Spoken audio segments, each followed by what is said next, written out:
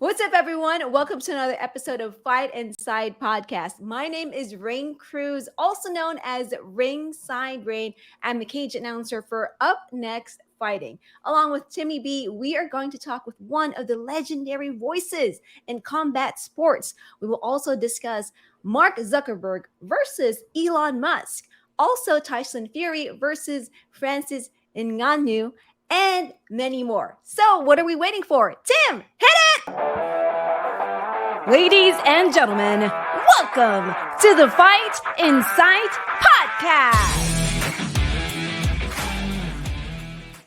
Our guest today is a living legend in the world of MMA. If you are a fight fan at all, then you know this man's voice. Doing play-by-play for Jiu-Jitsu Overtime, Icon Fighting Federation, CJJ Worlds, Island Fights, Quintet Ultra, and most notably for me, he was the longtime voice and where I really became a huge fan of his at Invicta Fighting Championships. He can also be heard currently hosting extra rounds on UFC Fight Pass. Be sure to check that out. Everybody, please welcome to the podcast, TJ DeSantis. Wow. I've never never had that kind of intro in my life before. That's pretty amazing. You deserve it, of all people in the world, TJ. Well, I mean, I appreciate you use the word living legend. Unfortunately, in my brain, that just sounds like he's old. Another nice way of saying that. But no, it's true. I've been around for a minute. My first MMA podcast started in May of 2004. And that's 19 years ago. So, geez. Wow. That's before podcasts were even around. So how did that work? I mean, that's the thing. Podcast to me is kind of a dirty word. So I started in FM radio. And when I heard the term podcast, I'd already done like 80 episodes of my internet radio show at the time. And someone's like, you need to get the show on podcast. And I'm like, what the hell does that mean? And, slowly but surely podcast has become like the preferred vernacular. But honestly, the FM radio guy in me hears podcast and I'm like, okay, so you went to Best Buy and you bought a microphone. Yeah. Good for you. That's great. But no, it's what are you going to do? I mean, the cream rises to the top, right? So the barrier for entry is low. We can all do it. And, the best will reign supreme. There were several shots taken at me there, TJ, but I dodged most of them. I feel pretty good. Are you in your mom's basement? No, this is my own house, TJ. Look at that. See? There you go. Coming up in the world, Yeah. Like, dude, I don't know. Literally, I went from an FM radio station in Minneapolis. I was the youngest DJ in the country in a major market. And I quit that to work for SureDot.com full time. And I moved from an FM studio to my parents' garage. And I was making more money that way, which doesn't sound like that would be an honest fact, but it's true. And now, do people even listen to does the FM radio still exist? I'm not even sure. Goodness knows. I hope that all the fans, viewers, and listeners of this podcast only listen to this podcast on repeat, TJ. 127 episodes deep. I mean, they've got plenty of backlog to go through, right? So, yeah, no, we're here, man. And Ringside Raine just started joining me, so I'm really happy to have her. She was a guest just a few episodes ago, like I was telling you. I've been following her career forever. She announced at WWF SummerSlam, WWE SummerSlam, sorry.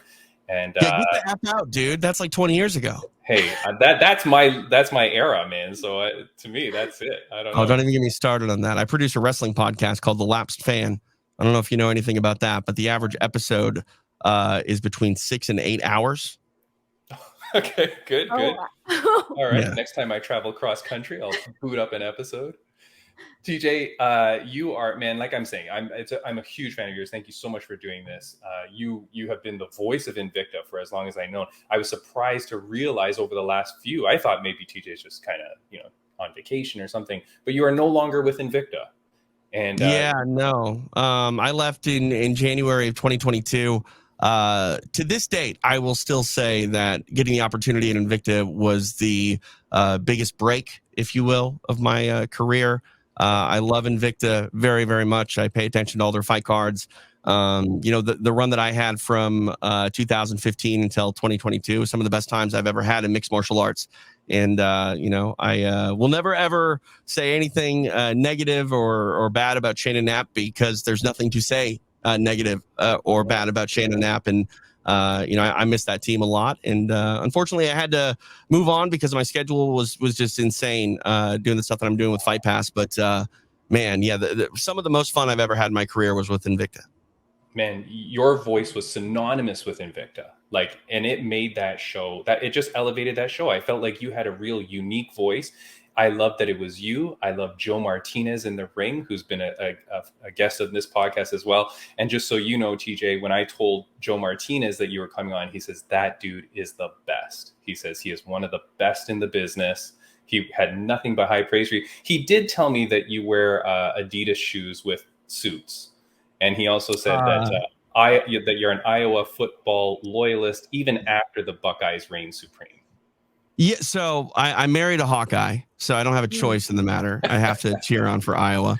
And I don't wear Adidas shoes with suits. I wear Adidas shoes with everything.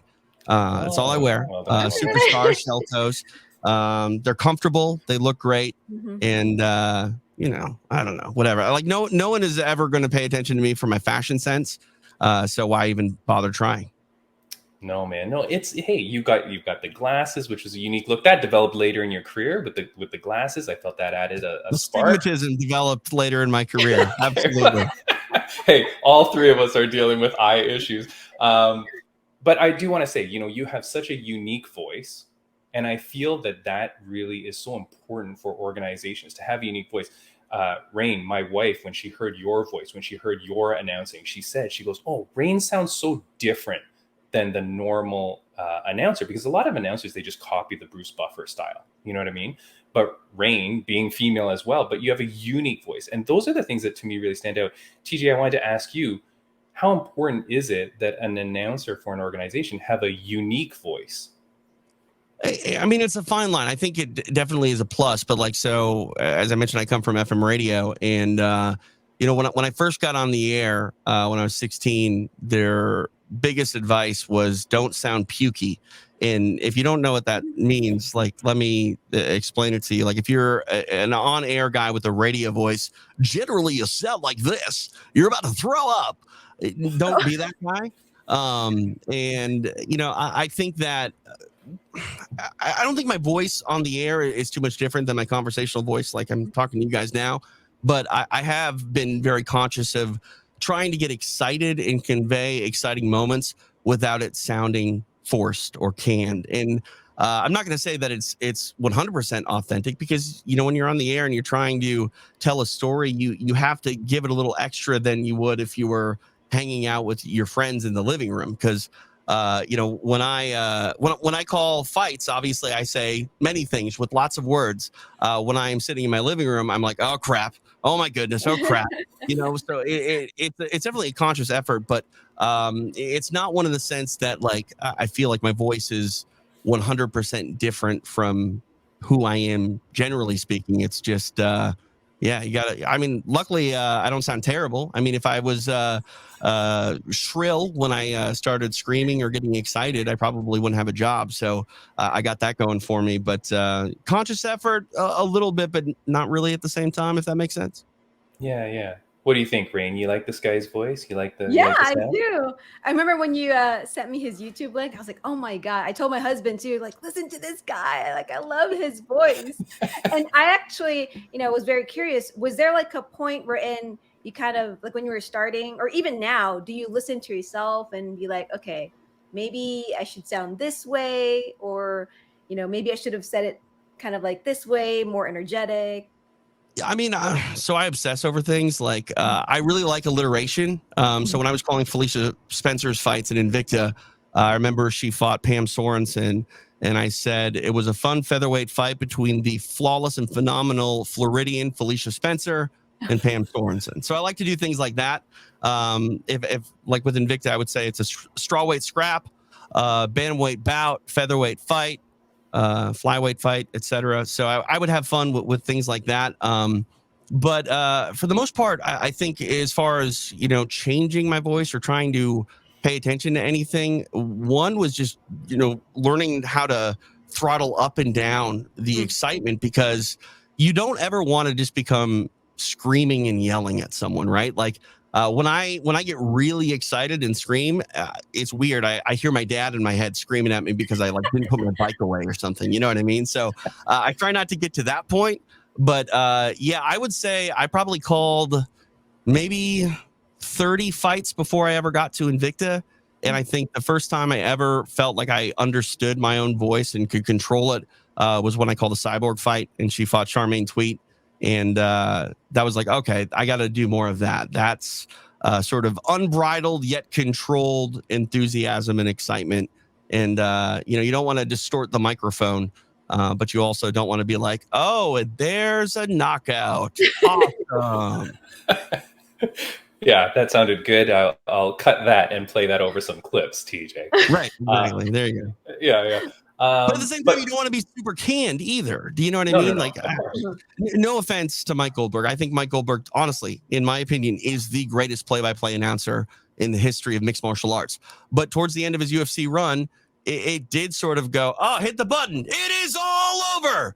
Just like that. And it's like, it wasn't just like that, man. It happened in 4 minutes of the fourth round. Like, but you wonder if that was perhaps pushed on by the promotion. Like, I wonder if the promotion says, hey, you got to do that, which leads me to one of the questions that people had written in asking.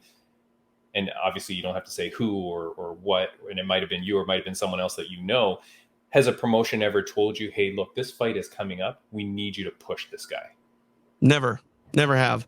But TJ, you hear that in UFC fights and stuff like that, right? There's a lot of time where the internet is like, you can hear the commentators saying, oh, what a punch, every time that guy punches, and he's not even landing. The internet is abuzz with thinking that there's bias in that stuff. Yeah, but I don't think that bias is all that directed, if you will. I think that I've called fights and seen fights a certain way, where it wasn't necessarily the way that people saw at home, and it wasn't because someone told me to. There are a lot of things that go, like, for example, Brandon Moreno and Alexandre Pantoja. I scored that bout 48-47 for Pantoja, barely giving Pantoja the fifth round, in my opinion, just because of the back take. But I haven't gone back and watched it. But I will tell you, I was shocked to see most people had a scorecard of 49-46 for the Brazilian. But in the building, there were a lot of Brandon Moreno fans, and I think that the atmosphere and energy will push you into a direction that is not always necessarily the truth. And again, no one has ever said be over complimentary to this person. No one's ever said anything to me other than call the fight the way that you see it. And I do think that there are a lot of times people get on commentators, maybe not unfairly, because if it's egregious, it's egregious. But I don't think that it's ever an honest decision where they're going like, yeah, I'm just going to say this because I need to manifest this, like I'm Israel Adesanya. Yeah. We had a long talk. Come on, he manifested this. Come on. Yeah, no. I'm pausing because we had a long talk about that on our last podcast about the Adesanya thing, and I'm still buzzing from it. I'm still posting stories about it. People are still going crazy about it. I go on that forever, TJ. But another question that came in was, this is a funny one. Do you think it's weird when after an announcer has left an organization that the organization continues to use that announcer's calls in like promo reels? And no, absolutely not. Because I mean, what are you going to do? You're going to have someone fake that call for that fight ending? No. But pick another fight. The guy, like, we're talking like when it's champions, they've had plenty of fights, plenty of other commentators, but they. Sure. I'm gonna call it out, TJ. One FC continues to use Michael Chavello's voice. Mm-hmm. Who is right up there with you, my friend, in terms of like a great calling voice. One FC has nobody knows the story of what happened with Michael Chavello, but he's no longer with One FC. But in every promo, they're using his voice. So my question is, are they using his voice in generic terms, or are they using his voice on fight ending sequences because they're promoting a guy who he called? Good night, Irene. Yeah. Okay. So over and over, but. Well, so here's the thing, like in getting back to the Mike Goldberg comment where I said it's all over just like that, there's a fine line between, continuity and a crutch. And I feel sometimes commentators lean on crutches rather than, hitting sort of a tagline repeatedly because they know people like it. If they're using Goodnight Irene, and it's not tied to a certain fight that they're promoting, like let me think of one, for example, like what's a good call? I can't even think one off the top of my head. Can you think of a good call? What's John Anik said lately? So and so does it again, or not cut. That's not the cloth from which he is cut.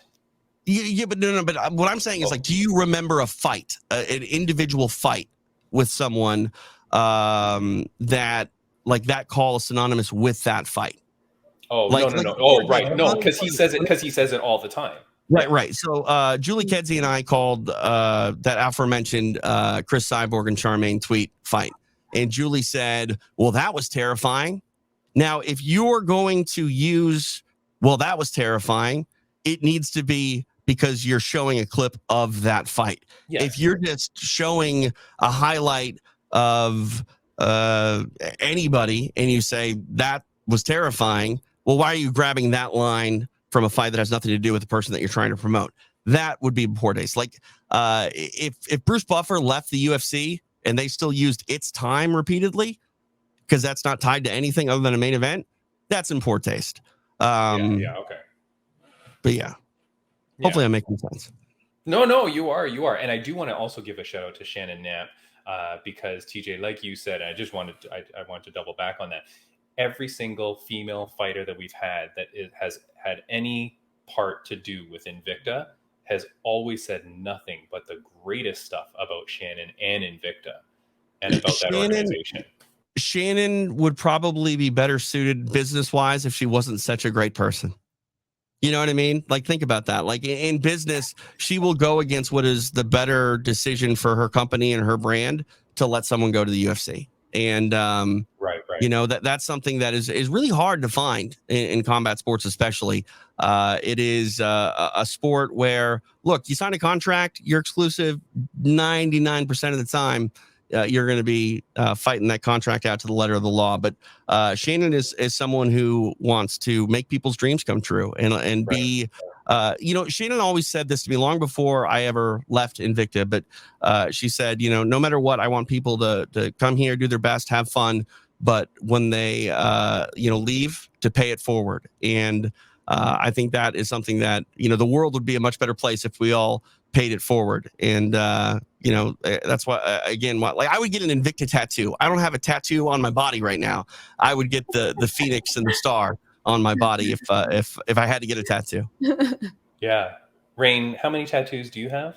None so far. I used to have tattoos of a Hello Kitty, but see, like my father had sleeves, like full sleeves. So like me getting a tattoo is conforming to my parents. So like I'm very much a rebel by not getting any tattoos. Yeah. I think we've only had maybe one fighter that has no tattoos on, and that was the Monkey King, Jordan Levitt. He has no tattoos, and we said, hey, you're setting a UFC record here by maintaining no tattoo, because it was, I just don't like anything enough generally to put it on my body forever. You know what I mean? And like, no offense to like my wife and child. I just think the name thing is a little played out at this point. Yeah, cliche, you know what I mean? So, yeah. So nothing but the Invicta logo, you mean? I mean, it's a cool logo. That is a cool logo. For sure. And their belts are amazing too. TJ, it's amazing that you say that, because there was someone posting the other day, and it was like, some Instagram post or whatever, and it was showing all the different organizations' belts, and they were ranking the belts and which ones looked the coolest. And I messaged right away going, you're missing the Invicta belt. The Invicta belt stands out amongst all, like, by far. I really like that belt. 100%. And so on the tattoo front, like my job, I've been working 40 plus hours a week since I was 15 years old. My job has always been sort of an identity for me. So like if I were to get a tattoo or any tattoo, it probably would be something to like symbolize my journey through broadcasting. Very, very cool. You're talking to a 4-time Emmy Award winner, by the way. Dang. Are we talking to John Cena? No, you, Raine. Don't be modest. TJ, one of the questions I wanted to ask you was, I found it weird when sometimes the announcers will start to get a little bit personal with the fighters in terms of their grudges with them. And most recently, and again, we're not talking badly about anyone, but in one case where John Anik kind of commented quite a bit about Colby Covington, and they seem to have like a bit of a personal thing, or he was kind of commenting on him. And I thought, I don't know. And again, I'm asking you, like, would organizations be disapproving of that? Like where their commentators start to have a personal issue with fighters? I mean, I don't know in regards what you're referring to, what John said about Colby. I know that there are a lot of things to say about Colby that Colby might not like that are 100% the truth. Sure. At the same time, like I try to be as neutral as possible. I don't recall a time where I've ever heard John say anything in particular that I thought was opinionated. Like, really, to me, the play-by-play guy is really supposed to be, in my opinion, void of opinion. They're supposed to basically say so. Like, let me give you the example. I've given this a lot, and I firmly believe that I have sort of a unique outlook on play-by-play voices in combat sports and sports as a whole. A lot of play-by-play guys tend to want to be part of the spotlight and be part of the moment. My opinion is, when I am calling fights, I look at it as like a sightseeing tour. I'm the bus driver. My color commentator is the tour guide. They're going to be the ones that tell you really everything that you need to know, the insightful things. Like if we were driving down, Hollywood Boulevard, and I was a bus driver, I would give a nod to the tour guide to go, look, there's the Hollywood sign. And they would go, ladies and gentlemen, it's the Hollywood sign. It originally said Hollywoodland. It was built in 19 something or other. I've given this analogy a lot. I've never actually looked at when the Hollywood sign is built. I need to. This should actually be really educational. But my point is this, is if I have knowledge or if I have an opinion about anything going on in a fight, I will use that knowledge and opinion to ask a question to my color commentator to deliver that information in a more educated way. Because, unless you're Joe Rogan, all the color commentators in the UFC are former fighters. And I feel like they're the ones that should be giving you the technical advice. I may know that someone needs to get out of the half guard if they're going to finish this arm triangle, but instead of saying they need to get out of this half guard to finish the arm triangle, I'm going to say, oh, still caught in that half guard, Julie. What do they need to do to finish this? Mm-hmm. And then, yeah, right. Excellent. You know what I mean? And that's what makes you the consummate professional, TJ. Working with Julie Kedzie, I always loved you guys. I always loved your dynamic. I loved that it was a male and a female. I like that. Do you think that added to the success of Invicta, that there was the male and female on that desk? Sure. Yeah. I mean, Julie's she hates this word, and if she ever watches this, she's gonna call me and tell me to stop. She's watching for sure, TJ. She's a pioneer. You know what I mean? She hates that word, and I understand why. A lot of pioneers generally look at pioneers of anything and say, "Oh, they weren't as good as the people that followed them." I don't think that's the case. I think Julie was a phenomenal fighter for more reasons than just being one of the first to do what she did. And she's a unique person on the mic, off the mic. I love Julie so very much. I miss working with her tremendously. We had a dynamic. You know what I mean? I remember. I like to do subtle things that no one understands or even really gets unless they're really paying attention. I remember Julie one time said a word, I think it was ebullient, and I don't know what that means, but I asked her what it meant. And are you going to get a dictionary right now? I don't know where you're going. I asked her what it meant, and she told me. And then 2 fights later, I made sure to use ebullient in a sentence. So if you were paying attention, you're like, oh, look at that. He didn't even know what that word was. And 2 fights later, he's using it. Look at this guy. But yeah, like, again, Invicta does so many things and has done so many things, whether on purpose or by accident. It really doesn't matter. I mean, I can't tell you how many times when I was there, people were like, this upcoming fight card doesn't have anybody. The UFC just took all the Invicta talent. Why should I pay attention? And then you watch the fight card and it's like, oh crap, that was like event of the year. You had a whole bunch of fights that were amazing and phenomenal. And that's one thing that I think is true, whether it's, Invicta, LFA, CFFC, any fight card on any given night. It doesn't need to have the A-list combat sport personalities that when two grown adults get into a cage and decide to fight, mayhem and carnage can happen. And that's why it's the greatest sport in the world. Yeah, damn right. Raine is entering the world of MMA, and Raine, that's what you're going to see, right? Raine announces the amateur events at UNF. No better place to where that is evident, TJ, because it's the amateurs that you do not know. They're up and coming, up next fighting, boom, and then they put on incredible performances. So, yeah, I hate to say this too, but like growing up in the Midwest, I would go to local fights all the time. And a lot of times the less skilled fighters, when matched up correctly, had the best fights. And what I mean by that is like if you took two 170-pound wrestlers from the state of Minnesota who were state qualifier wrestlers and didn't really know how to kickbox, you were going to get the best kickboxing match you could hope for, because neither of them could take each other down and they were forced to stand in front of each other and trade. And sloppy fights tend to be exciting fights. Like, let's not pretend that Bonner and Griffin was this amazing technical showcase. It wasn't. It was sloppy and grimy, and that's what we all loved because they were both going for it. And at the end of the day, two athletes that refuse to quit and refuse to lose, they're going to put on the best fights. That's right. And that's what we get to see. TJ, I don't want to keep you too long. I know you said we could go 6 hours, but I won't keep you 6 hours. Comment on PFL buying Bellator. As a man in the industry, if PFL buys Bellator, do you think that's a good thing for the industry? And the reason I'm talking about it is because I feel like then there's not twice as many places for people to go. There's not twice as many opportunities for commentators. There's not twice as many opportunities for announcers. I mean, competition breeds success. I think that, I don't know. I haven't really looked at what that would mean for the sport as a whole.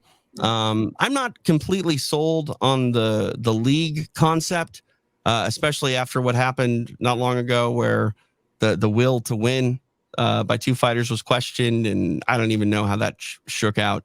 And they boot them out just so they can put in their recent prospect. Yeah. Like I don't really understand that.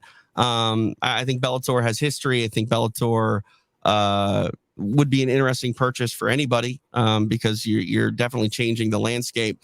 I don't really have an opinion on it.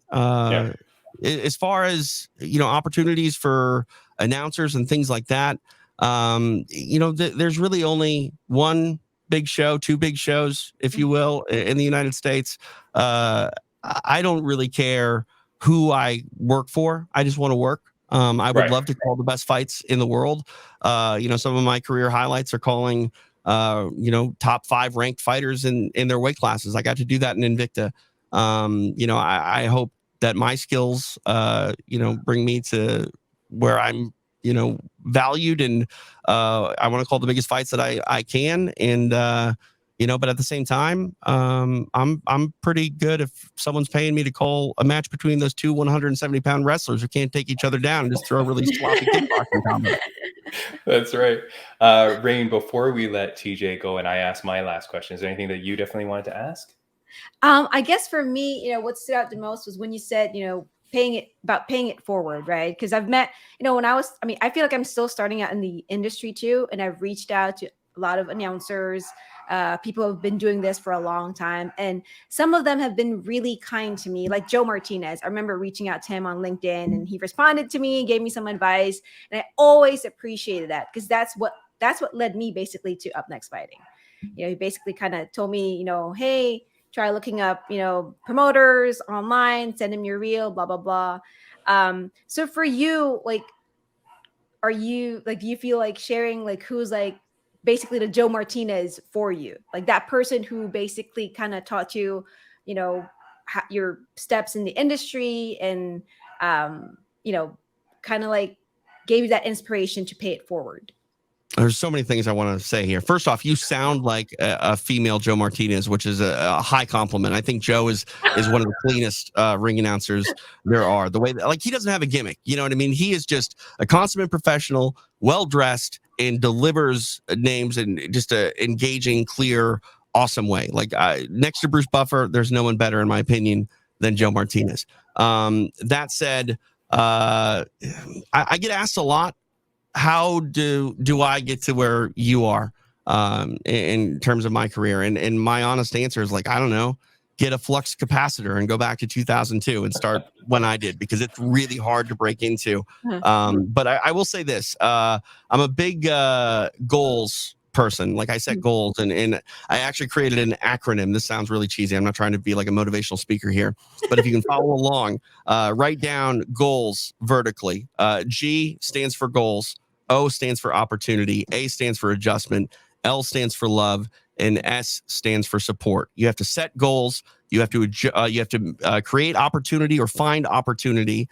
Sometimes you create it. Sometimes someone affords it to you. You have to adjust to make those opportunities work. You have to love what you're doing, and you have to find a support system to get you through tough times, because this is a business that is going to test your patience and dedication over and over and over again until you stop. As far as people giving me the opportunity, the O part of my goals acronym, there are 4 people I would say that I owe everything to. One is Jeff Sherwood. He started SureDog.com. He allowed me to start the SureDog Radio Network in 2005. I worked there for the better part of 12 years. Maybe he's calling now. Yeah, he is. Ears were ringing. Exactly. So Jeff was phenomenal. For me, I won't surprise you, the other one is Shannon Knapp. Shannon gave me my first ever opportunity to call what I call a big time MMA show on no notice, by the way. I was at Invicta FC 11's photo or weigh-ins taking photos, and then I ended up calling the card 24 hours later, which is absolutely crazy. And then Eddie Bravo gave me the opportunity to do the Eddie Bravo Invitational, and then Crowley Sullivan, who's my boss at UFC Fight Pass. And you have to figure out who genuinely wants to work with you and give you opportunities, and like I said, do the best you can. Hopefully you can pay it forward to someone else along the way. And going back to the L part of my acronym, love what you do, because this is a game that if you do not love it, you are not going to make it very far. I don't think anybody in the world ever starts fighting in combat sports because they think they're going to be a millionaire. I think they all start fighting because they love martial arts. They love what the sport represents, and everything else is icing on top. And I honestly think that pretty much every other job in the space operates on that fundamental foundation of you love this and you want to do it. I love that. I feel bad asking. I feel bad asking any other questions, TJ. That is a mic drop moment, my friend. I love it. I love the goals. Microphones. You know how expensive they are? Oh yeah. I mean, we gotta start a coalition to end the whole mic drop movement. We're fragile. Yeah. TJ, I did want to ask you one last question before we let you go, and it's a question that we're asking all our guests. It's a question that my mother asked me all my life growing up. And I want to ask it to you, TJ DeSantis. On a scale of 1 to 10, how happy are you? Like in this moment or overall? However you want to take it, my friend. I will say I'm happy. I don't think you can quantify happiness. I think you go to bed at night, you lay your head on your pillow, you sort of rewind through your day. And if it was a good day, generally more good days are going to end up in you being overall happy. I think that there is a misconception sometimes between happiness and complacency. I never have what I want in life, because the minute I have it, I change my mind and want something bigger and better and different. So I'm happy. Am I satisfied? Absolutely not. And I never will be. I love it. Great answer, TJ. Yeah, amazing. I love it. TJ, this has been an absolute pleasure to have you on the podcast. I admit that I was very, very nervous to have someone of your expertise on the show. You're ridiculous. Sound. I messed up. I stood up for a second, but I'm nervous, TJ. I'm nervous. Here's the problem. I started this whole podcast thing back in 2004 when it wasn't television. Like, why does Right. everything got to be You're in just- television? Man, I just wanted a job where I didn't have to shave, so I got into radio, and now, man, like I'm this close to putting makeup on as I turn 40 this year. Yeah, there you go, TJ. TJ, before we let you go, is there anything else that you wanted to say to the fans, viewers, and listeners of the podcast? Let's see here. You check out Extra Rounds. It's a show I do for UFC Fight Pass. We got a lot of things going on. I'm actually the program director of Podcast Central on UFC Fight Pass, which sounds way more important than it actually is, but we get a lot of offerings behind the paywall on UFC Fight Pass. I produce It's Time with Bruce Buffer. That podcast has been going on since 2008. You can do the math on how many years that's been. It's been a lot. What else? I produced the Laps Fan Wrestling Podcast, which is basically an audiobook about professional wrestling when it used to be better, because let's be honest, it used to be better, but every generation says that. The pro wrestling of everyone's childhood used to be the best. So, but check out the Lapsed Fan. I think that's it. Oh, Combat Jiu-Jitsu Worlds. That's coming up here. I'm calling that on UFC Fight Pass on July 30th. And then I'm also calling some boxing fights coming up here on July 22nd, which is next week in Chumash, somewhere near Santa Barbara here in Southern California. That's also on UFC Fight Pass. So follow me on Twitter at TJ DeSantis. I apparently have threads. I don't really know what that means, but that's at TJ DeSantis and something else. I don't know. Yeah, I got it scrolling down at the bottom as well. Your Instagram as well is at TJ DeSantis. So people go follow TJ. You know who he is. You hear him all the time. Support his work. TJ, thank you so much for joining the podcast. I am very gracious of your time and your efforts here. Thank you so much. Keep doing what you do because you are one of the best, man. Thank you so much for joining the show. Thank you, sir. Thank you for having me. And Raine, you're awesome. Oh, I appreciate it. Thank you so much. You'll see more of her, TJ, for sure. I'll follow Have a good you. Thank you. See you guys. Take care, TJ. See ya. All right. There we go. Oh, my goodness. Such high praise for you, Raine. I feel like I can't wait till he sees you one day on UFC Fight Pass. And he's like, wait, I know that girl. She interviewed me, right? So, yeah, no, he is really cool. I will say, could you hear like air coming out of my microphone at all during the No, time? could you hear my dog for some reason? He decided to just do this. I could only hear him a little bit at one point, but okay, so you couldn't hear air coming through my mic? No? Okay, good, because the window was open, because my cat wanted the window open. It was a whole thing. I do want to say thank you so much to TJ DeSantis. He, honestly, Raine, I know that you're kind of new to the MMA world, but him calling fights for me has always been such a pleasure. His voice is perfect. Like, and it's got to be different. I know he didn't want to say anything bad about other people, I know, but like, there's other organizations where everybody kind of sounds the same. Mm-hmm. Or like he said, how he cares about the alliteration and stuff like that of his words and things like that. There's other people that just aren't polished. Yeah. And I get it. Not everyone's going to be polished, but he works at it, you know? And look at this guy. He's been around for like however many decades. Yeah. And he's still working at his craft. He's still putting in effort. And I love that because it shows, you know? Mm-hmm. I don't think I've said this before on the podcast. I know there's a saying that says it's okay to not be okay. You know that saying? Yeah. I don't like that saying. I feel like the saying is it's not okay to not be okay. It's not okay to accept that you're not okay, right? Like keep striving to be better. And that's what I love about TJ DeSantis. So I'm so happy that he came on this podcast, Raine. It's like, it's crazy to me that he did because I love listening to his voice. You know? I know. Yeah. His voice is amazing.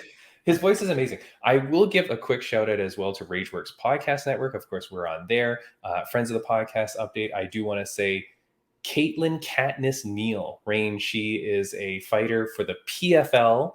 She just announced today. Now we're recording this a few weeks in advance, but she just announced today that she's going to be fighting at Madison Square Garden for the PFL August 18th. So congratulations to Caitlin Katniss Neal. Congratulations.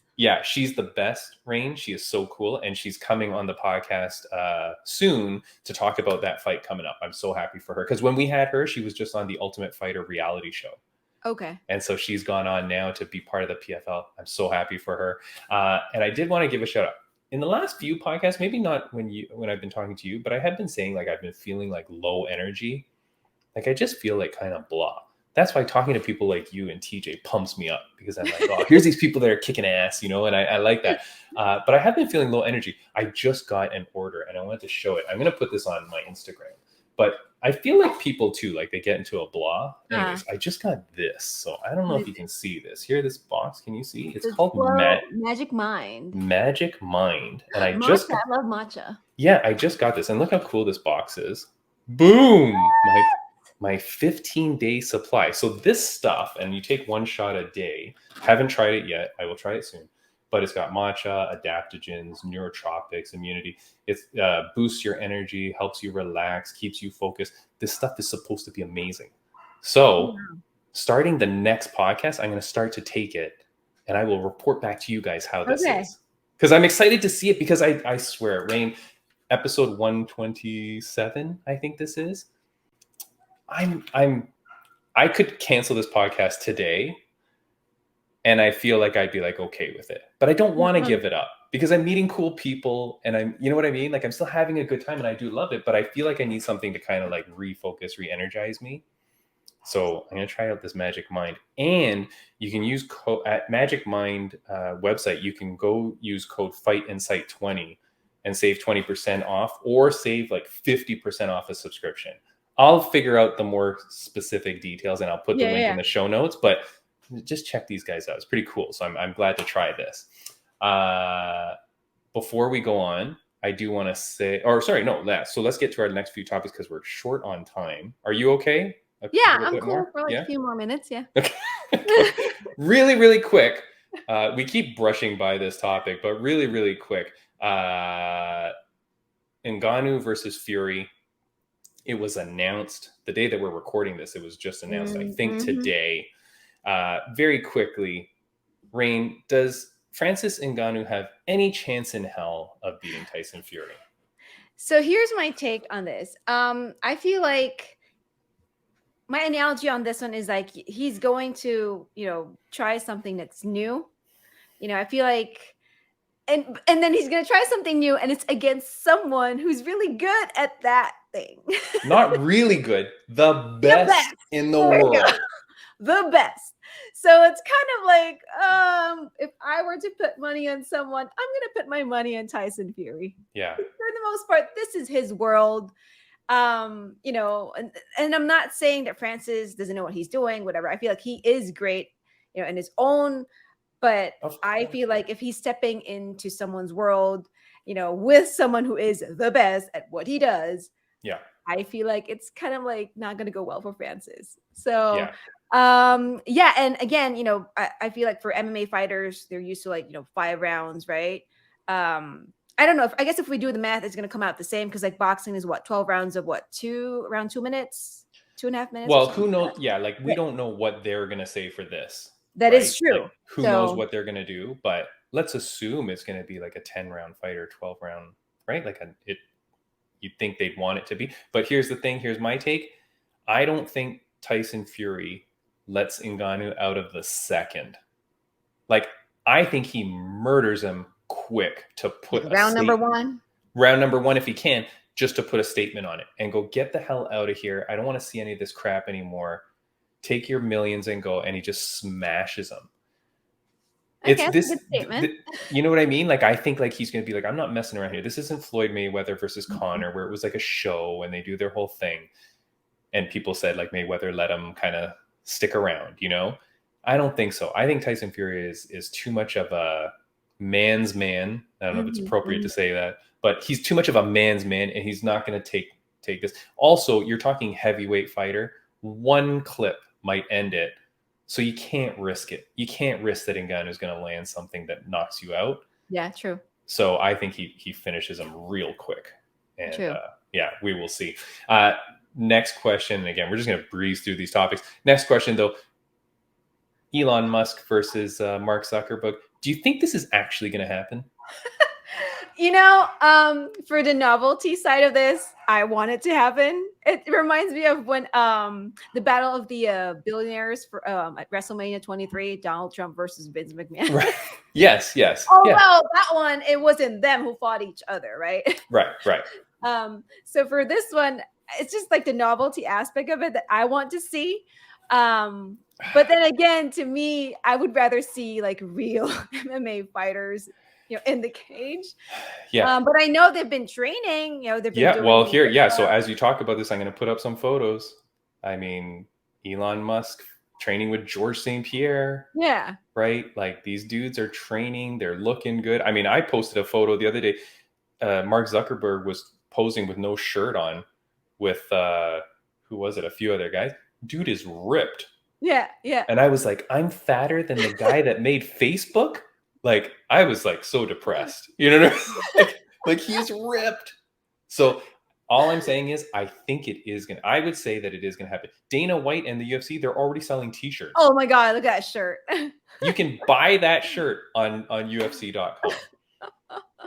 Like, it's crazy. Like, I think it is going to happen. I think a lot of people are going like, this is never going to happen. I think somehow they're going to make a way that this actually happens. But yeah, because like, they've been training. So in my head, like, why not? I mean, if it's going to bring money in, so that would make more money than anything. I think more people will buy that because I think just anybody on the planet will buy that. Yeah. Last thing I'll just get to really, really quickly is last week we talked about the Israel Adesanya thing with our guest Khalil Pearson, and we had a good talk. We didn't get to everything that I kind of wanted to say on it because we found out about his crazy life and him being a professional musician. Like, it's crazy. If you haven't watched that podcast, go check it out. But one thing that was so funny that I wanted to say, because I asked you, I said, oh, because you were born in the Philippines and then immigrated to the US and all that. For me, I guess the question, I put this on Twitter. I was born in Canada, born and raised, but my dad is from Hong Kong, and I look kind of Asian. Okay, depending on who you are, you might see me as being Asian or not. And I put on Twitter, I said, well, my dad is born in Hong Kong. I was born and raised in Canada. Am I Canadian? Can I say I'm Canadian? Because that's essentially what Israel is saying that the other guy can't. He's saying you can't call yourself Canadian. Do you know that I put this on my Instagram and I said, and then I put a poll out and I said, am I Canadian? Am I Chinese? Or are you confused? As of the time of recording this, 56% said I'm Canadian. 12% said I'm Chinese. And the remainder 32% said, I don't know. Okay. Isn't that crazy? That like it's crazy. Yeah. I mean, to think that people wouldn't say I'm Canadian, born and raised. I don't know. Raine, this world is a weird place. It's weird. It's weird how like people think about, they get so much into like the technicalities. Like for me, I was born and raised in the Philippines. I'm Filipino. When I moved here, after a few years, I became a naturalized citizen. And a few years after that, I applied for my dual citizenship. So now I'm like Filipino American citizen. Yeah. So it's like, does that make me less of a Filipino, or does that make me less of like a US citizen because I'm a dual citizen now? And it's like, I feel like at the end of the day, it's about like us respecting what, like each other. Like if we want to represent ourselves as, Canadian, Filipino, African, Filipino American, whatever, I think it's just a matter of respecting each other, because it's like for us, that's how we represent ourselves, and that's what's important to us, I know. Just be kind to one another. Be kind. Be nice to one another, Free to be kind. Just be kind. It is. It really is. Cost any money. I know. It's so easy, right? I mean, I guess the other thing is that it's easy to be a jerk too. So that's the problem. But choose kindness. Choose kindness, choose being nice, be a good person. Raine, thank you so much for co-hosting with me again. I appreciate this so immensely. I know the people are loving you. I got so many messages when people going, Raine co-hosted this week. Like, the last week that you did, they're like, that's amazing. Like, Raine was so great. So thank you so much. I appreciate it so much. Anything you want to say before we get out of here? I know. Thank you for having me. And it's really awesome to talk to TJ today. And yeah, just whenever, you want me back, let me know. I definitely will. Ringside Raine, the people want you back. It's not just me. It's the people want you back. Raine, thank you so much. You're a pleasure as always. And guys, check out all the podcasts. We're going to end it here. If you're on audio, if you're on video, you'll see a couple of videos that you can select here. Ringside Raine, you're the best. Thank you so much. And we will see you next week. Awesome. Bye-bye. Bye, guys. See ya.